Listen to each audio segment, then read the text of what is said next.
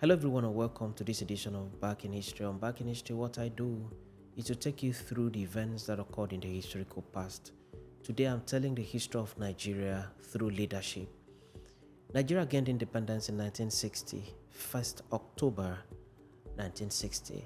Recall that before independence, Nigeria had been governed by British colonial masters for about 100 years, beginning from about 1865 until Nigeria gained independence in 1960 after so much agitation by the nationalists, most of whom had gone abroad to study. They went out there and saw that there was nothing so remarkably different from the colonial masters. There was nothing they had that the African man does not have. The same intellect and everything. And because of that, the nationalists came back, agitated for independence, and independence was granted on 1st October 1960. On 1st October 1960, this set of leaders became the first indigenous leaders of Nigeria.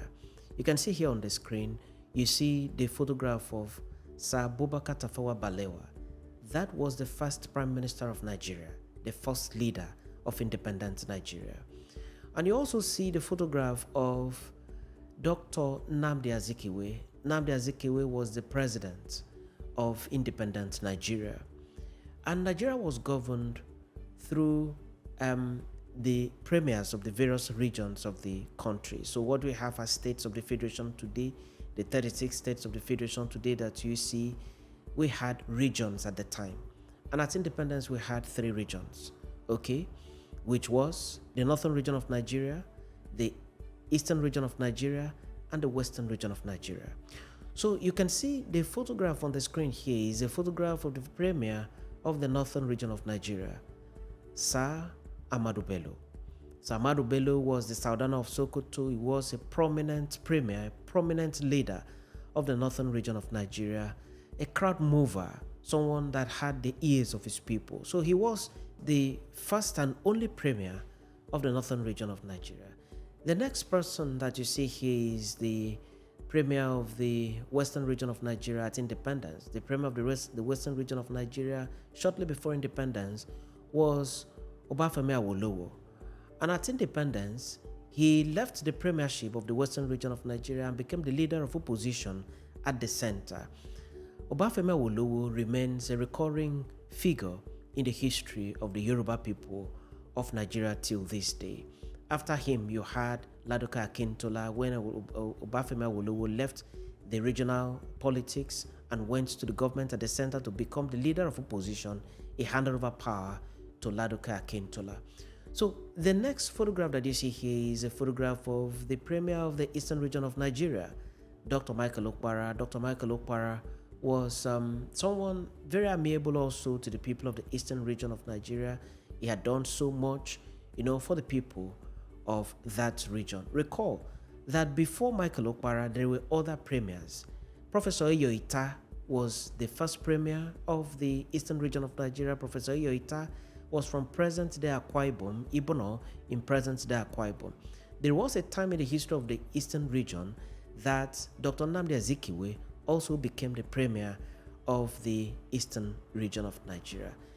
Now, there was the first military coup in Nigeria, which occurred in 1966, January 1966, and that coup truncated the First Republic. So, Sir Ahmadu Bello was killed, the Sultan of Sokoto was killed, Sir Ladoke Akintola was killed, and that republic became scattered. Then came another leadership in Nigeria, and the second leadership in Nigeria was a leadership that was championed by Agu Ironsi, who was the most senior military officer in Nigeria at the time. Agu Ironsi was called upon by the cabinet, led at the time by the surviving most senior person in cabinet, who was the Senate President, Nwafo Orizo. Nwafo Orizo invited Agu Ironsi to come over and take over the reins of power and form a government. That's how Agu Ironsi became the head of state of Nigeria. Agu Ironsi governed Nigeria for just 6 months, and in July of 1966, Agu Ironsi was killed. Upon the killing of Agu Ironsi, recall, also had governors which replaced the premiers. So he had Adekunle Fajuyi. You can see his photograph here. Adekunle Fajuyi was the governor of the western region of Nigeria, working with Ironsi as the president. You can see the photograph of Chukwuemeka Odumegwu Ojukwu here. Chukwuemeka Odumegwu was the governor of the eastern region of Nigeria. You also see Katsina, who was the governor of the northern region of Nigeria. Nigeria went on, but just for 6 months. After, on the dot of 6 months, Ironsi was killed, and that administration was also scattered. The next person that came on board, which was the third administration in Nigeria, the third set of leaders in Nigeria, was the government of Yakubu Gowon. Yakubu Gowon succeeded Ironsi, and Yakubu Gowon had as his deputy Brigadier Babafemi Ogundipe, who was the chief of staff, of general staff, and the de facto vice president to Yakubu Gowon. Yakubu Gowon governed Nigeria from 1966 to 1975 until he was toppled in a military coup. The coup that toppled him brought Murtala Mohammed as the next leader of Nigeria. So that was the fourth set of leaders in Nigeria, led by Murtala Mohammed. Murtala Mohammed was a general of the Nigerian army, and he governed for just 200 days. He was the head of state of Nigeria, and the man you can see on the screen here is Olusegun Obasanjo, who was the deputy head of state to Murtala Mohammed. Murtala Mohammed was junior to Olusegun Obasanjo, but Obasanjo was spoken to deputize Murtala Mohammed, and Obasanjo accepted, perhaps for the good of Nigeria, and then became the deputy to Murtala Mohammed. After Murtala Mohammed was killed in Dimka's coup, Olusegun Obasanjo became the president of Nigeria, succeeding his boss. Olusegun Obasanjo had Shehu Musa Yar'Adua from the northern region of Nigeria, from Katsina State, as the deputy head of state. Obasanjo governed Nigeria from 1976 up to 1979. In 1979, he handed over power to the gentleman whose photograph you are seeing here, that is Alhaji Shehu Shagari. Alhaji Shehu Shagari was a teacher by profession. He had been a federal minister, and he was a well-known person in northern region of Nigeria and across Nigeria, and he won the presidential election, and he had as his deputy Dr. Alex Ekweme. Alex Ekweme was a foreign-trained architect. Alex Ekweme is credited to be someone who had more than 8 degrees, university degrees in various areas of human endeavor, including law, architecture, sociology, and many others. Alex Ekweme became the deputy to Shehu Shagari. Shehu Shagari was toppled in another military coup. This time around, he was toppled by a military coup that saw to the emergence of Muhammadu Buhari as the president of Nigeria. So Nigeria returned once again to military rule, the dark ages of military rule. So Muhammadu Buhari had as his deputy Tunde Idiagbon. Tunde Idiagbon was trained in economics. He was trained in the military academy in Pakistan. He had a degree in economics. He came back to Nigeria, served in various positions. He was a well-respected and sometimes well-feared military general. And Idiagbon was the deputy to Muhammadu Buhari during Muhammadu Buhari's military administration. A lot of persons say that Idiagbon was the face of that administration. You've been hearing about the war against indiscipline. The war against indiscipline was championed by Idiagbon. You've heard about a lot of other things that happened in that administration. These principles, these policies were championed by Tunde Idiagbon, who was from present-day Kwara State. It's not long since Tunde Idiagbon passed on. Buhari was also toppled in yet another military coup, and this time around he was toppled in a military coup that saw to the emergence of Ibrahim Badamasi Babangida as the military head of state of Nigeria. Ibrahim Badamasi Babangida governed Nigeria from 1985 upon taking over the reins of power from Muhammadu Buhari, and then he governed from 1985 to 1993. He remains still today the longest serving military administrator of Nigeria. Ibrahim Badamasi Babangida a gentleman par excellence. When he came on board, lots of persons loved him. You can see his photograph here on this screen. A smiling general, well-dressed, an amiable fellow. At the commencement of his administration, he was loved by several persons, but along the way, it wasn't all Nigerians that loved him. But credit must be given to him for the things he did for Nigeria, one of which is the landmark project known today as the Third Mainland Bridge.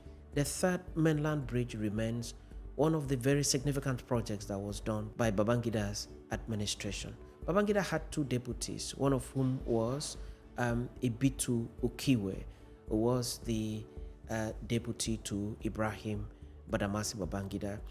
Babangida kept shifting the handover dates. He kept promising Nigerians that he was going to hand over to civilian administration, election was going to hold, until eventually election held in 1993. When election held in 1993, it saw to the emergence of two presidential candidates, namely Alhaji Tofa of the NRC and MKO Abiola of the SDP. MKO Abiola went on to be the presumed winner of that election, presumed in the sense that out of the votes that turned in from all the states of the Federation, he had the highest number of votes that were counted. But just as Nigerian citizens were expecting the declaration of a winner of that election, the military annulled the election, and the man at the center of affairs in Nigeria during the annulment of the election was Ibrahim Badamasi Babangida. Lots of criticism trailed the cancellation of that election. Nigerian citizens had been under military rule for too long, and Nigerian citizens truly wanted to return to democracy.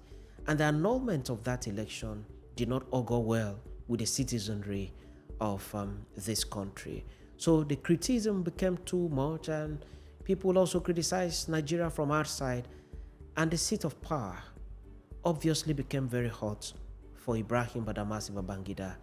And the gentleman general decided, in his words, to step aside.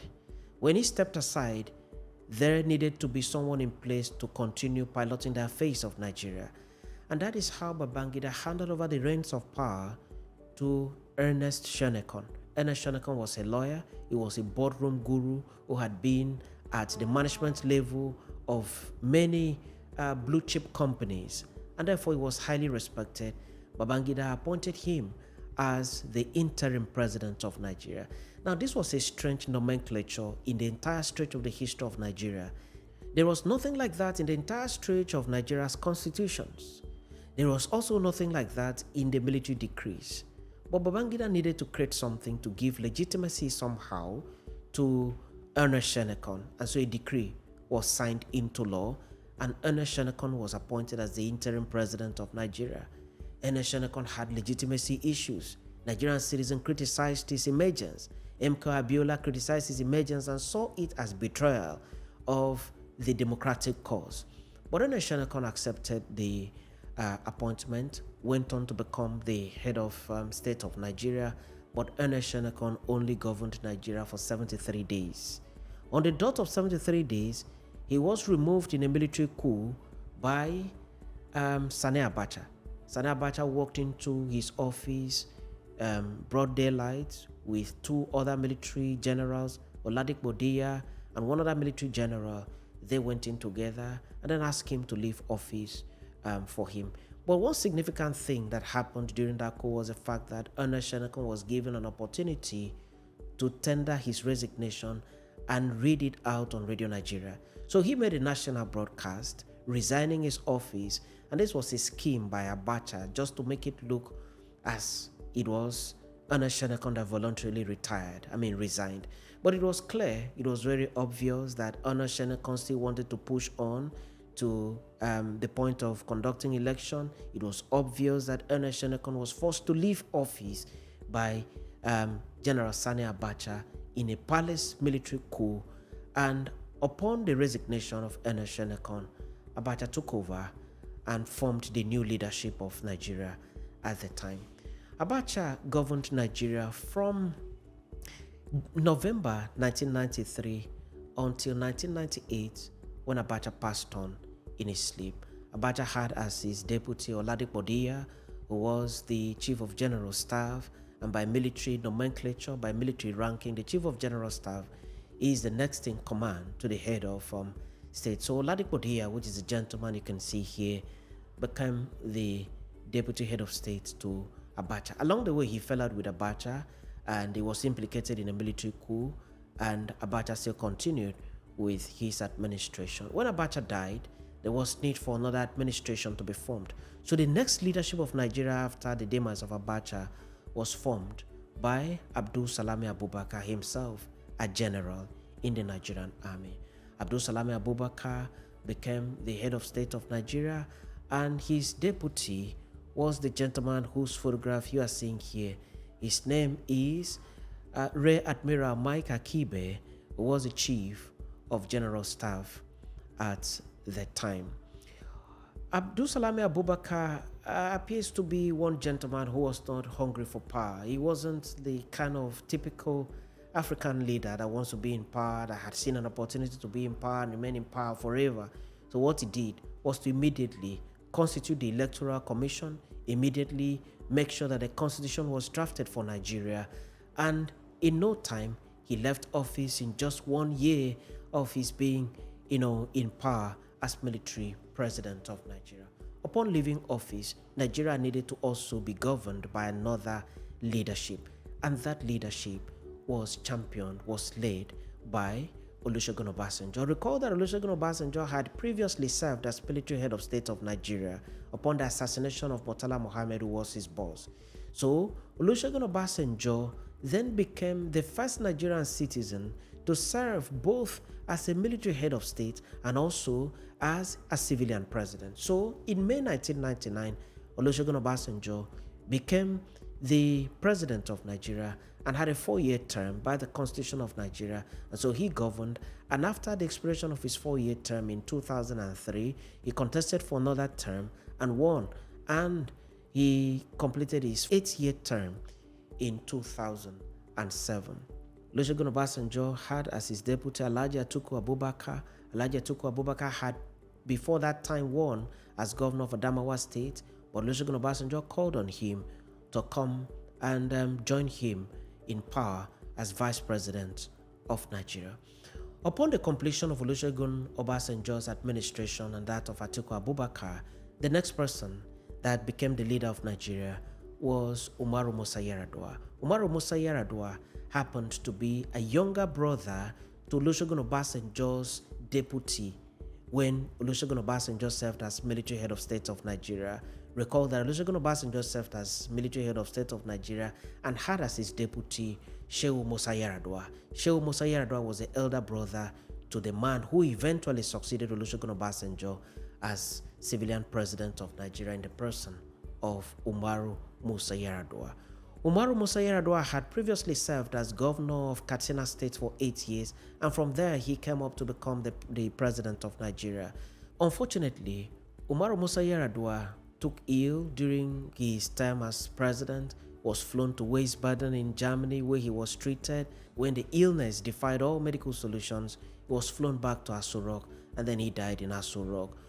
Following Yar'Adua's demise, his deputy, Dr. Ebele Goodluck Jonathan, became the next president of Nigeria, succeeding his demised boss. And Jonathan, by the Constitution of Nigeria, also needed to have a deputy, and his deputy was Namadi Sambo, an architect by profession, a well-known person, a well-known politician, and a well-known architect in Abuja and its environs. At the time of his appointment, Namadi Sambo was the governor of Kaduna State, and so he left there and joined President Goodluck Jonathan in Aso Rock Villa and to pilot the affairs of Nigeria as president and vice president. They served out their tenure, and election was conducted, and power was handed over to Muhammadu Buhari. Recall that Muhammadu Buhari had previously governed Nigeria as military head of state in 1983 to 1985. So Muhammadu Buhari became the second Nigerian citizen to govern Nigeria both as a military president and also as a civilian president. So Muhammadu Buhari became the civilian president of Nigeria, succeeding Dr. Goodluck Ebele Jonathan, and Muhammadu Buhari had as his deputy Professor Yemi Osibajo, a professor of law, former Attorney General of Lagos State, and a well-respected Nigerian citizen. They served out their tenure, and then they handed over power to the next leadership in Nigeria. And the next leadership is as championed, is as led by Bola Ahmed Tinubu. Bola Ahmed Tinubu has as his deputy Alhaji Kashim Shettima. They have been the leaders of Nigeria since taking over the reins of power from Muhammadu Buhari until this moment that we are making this video. They are still the persons in charge of this country, Nigeria. So this is the trajectory of the history of Nigeria through leadership. This video has shown to you from the beginning the first set of leaders of Nigeria at independence up to the present time. Many thanks always for always watching our videos on the Back in History channel.